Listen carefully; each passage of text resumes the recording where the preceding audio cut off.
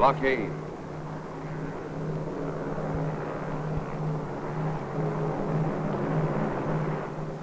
Hunger. Cold.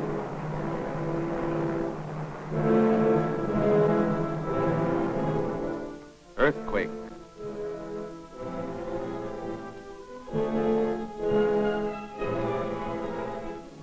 Evacuation.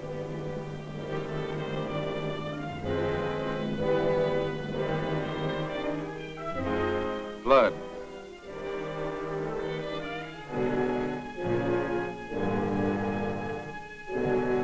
Mercy. And a helping hand for the kids. To the four corners of the earth goes the United States Navy. A Navy trained in the split-second timing of battle and taking part in the business of protecting our interests in this country and on the sea lanes of the world. This Navy is made up of thousands of men from every walk of life, from the city, the town, the shop, the wealthy and the poor. Together in work, in their mission of peace and at play, these men make up the United States Navy. And although much time is taken up with the duties of a massive Navy on the move, there is always enough time in between to extend a helping hand to the people throughout the world who are the victims of war or the rages of nature.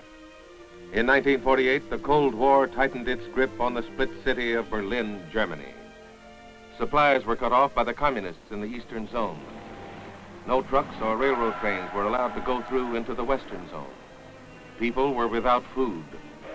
Then from across the Atlantic came the ships of the United States Navy, loaded with food and fuel for the people of Berlin's Western Zone. Supplies were transferred to the large cargo aircraft. From the shore, planes took off every few minutes for the overland flight, and so began the Berlin Airlift. Hundreds of Navy and Air Force planes brought clothes, food, and fuel. Again and again, the planes roared over the city, landed, unloaded the needed items stowed inside, and started back for another group of supplies. Food and milk were flown in. Navy planes each brought 23 tons of coal a day into Berlin by air, and the children were remembered too. As a characteristic hello from the American servicemen to children throughout the world, candy, this time dropped from the belly of a plane on an otherwise deadly serious mission. The efforts of top-ranking officers and the men on whom they must depend, the cooperation, abilities, and heart of these men as they extended the helping hand of freedom made possible the Berlin Airlift. During the winter of 1949, deep blankets of snow suddenly covered the fertile plains of the southwestern United States. Power lines were down. There was no way to rescue thousands of cattle caught in the blizzard while grazing on the plains and now cut off from food supplies. For miles across the prairie, nothing moved in the hush of deep snow. The loss of these cattle meant thousands of dollars to farmers and ranchers, a supply of beef to the entire country. Once more, American ingenuity and the helping hands of the American Navy proved itself. Within hours, hundreds of bales of hay were being loaded aboard Navy planes. There were last-minute instructions, maps to be checked, the location of the herds established. Then the planes took off over the Arizona prairie, flying low.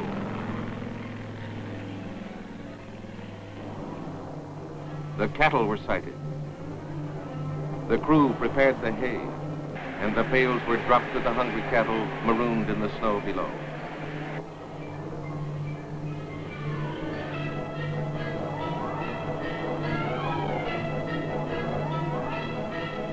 The next day was the same.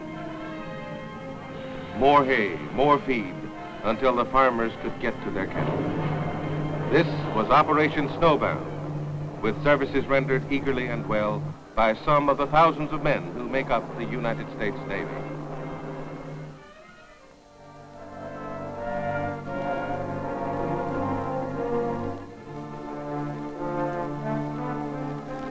During the summer of 1953, beginning on August the 9th and continuing intermittently for 3 days, violent earthquakes devastated the southern Ionian Islands of Cephalonia, Zente, and Ithaca.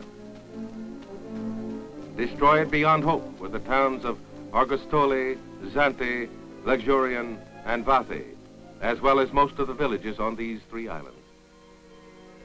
More than 93,000 people were made homeless. Casualties mounted to 424 killed, nearly 1,000 injured. More than 25,000 homes were completely destroyed and 4,000 more destroyed beyond repair. Rescue procedures and medical relief went into operation by the ships and men from the United States Sixth Fleet. Heading the 10 United States ships was the heavy cruiser Salem, flagship of the Sixth Fleet, and the carrier Franklin D. Roosevelt. During this emergency, Greek citizens who had lost their homes and most of their possessions were clothed and fed by the Navy. Thankful smiles of appreciation bridged the language barrier between Greek and American. The sick, the injured, the old, all were gently cared for. Needed supplies were unloaded onto the Greek shores by Navy men, and gradually order came back to the little islands off the Greek coast.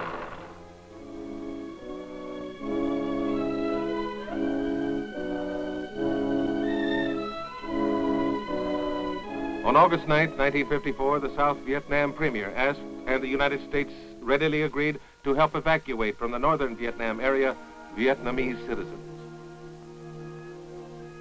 This area, as a result of the Geneva ceasefire, went to the communist-led Viet Minh. These people were not military, but civilians fleeing from the communists. As this passage to freedom got underway, the American sailors took another step in winning the confidence of the Vietnamese as no amount of broadcasting or free military equipment could do. The genuine smile of the American blue jacket was all that was needed. By September 17th, U.S. Navy vessels had taken 100,000 civilian refugees to South Vietnam. Altogether, more than 400,000 civilian refugees, including dependents of Vietnamese military personnel, were transported from communist slavery to the freedom of South Vietnam. It was the same story at Hanoi, Indochina, in 1954. Get the people out and move to a safe harbor where they will have the chance to begin again. The passage to freedom will long be remembered by the peoples of Southeast Asia. The greatest sea lift in the world's history showed these people that the free world is with them in their stand against communism. Storms, too, take their toll. During October of 1955, thousands of hurricane-ravaged people in Mexico were saved from the brink of flood disaster through the emergency relief efforts of ships of the Atlantic Fleet and Navy helicopters. Diverted from their regular operations, the Navy rushed to hard-hit areas in the Caribbean on the heels of Hurricane Janet. The U.S. Navy was credited with saving many lives with rescue helicopters, medical supplies, and emergency rations. During the emergency, helicopters from United States Navy ships brought food to critical areas.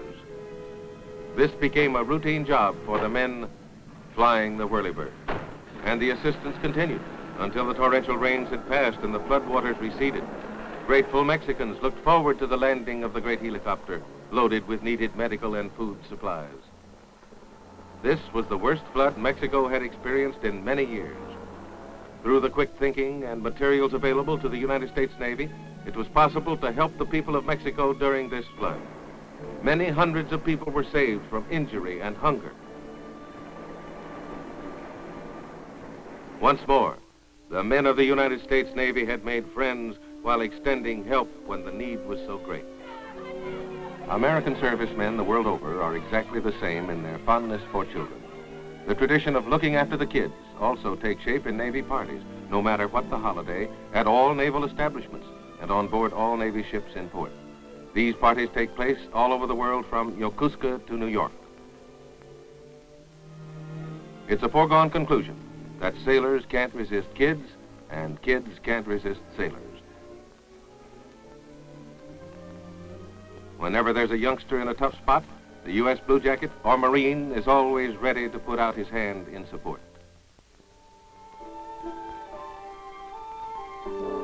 Among the desolate hills so recently covered with battle is an orphanage where some of the many children who lost their parents in the harrowing days of war are once more learning the security and comfort of regular meals and a roof over their heads. Here at the orphanage of Eden in Korea, there are swings playgrounds, and kind supervision. These are the children who live at the Orphanage of Eden, entertaining their visitors with a round of songs. The clothes the children are wearing were sent by many different men of the fleet who, each year, bundle together clothing of every size and color. During a visit to Incheon, Korea, sailors of one ship distributed more than 12 tons of winter clothing, food, and medicine to Korean orphans. Other relief materials were delivered, amounting to 172 barrels of clothing, blankets, and soap, and $3,000 in medicine. It is all part of the little-known side of this far-ranging fighting force, lending comfort and happiness to the destitute people of the world. These people had to flee from their Korean homes immediately in front of the North Korean communist onslaught. These found their homes and all possessions swept away before their eyes by floods. The Greek people found the walls of their homes crumbling about them when earthquakes struck the Greek islands during the summer of 1953. But on each occasion, the largest navy in the world spent the time and energy necessary to give these people another chance at a free life, safety, and comfort. Sufficient gratitude is expressed by the slow smiles in the faces of hundreds of children, their parents, and of the very old.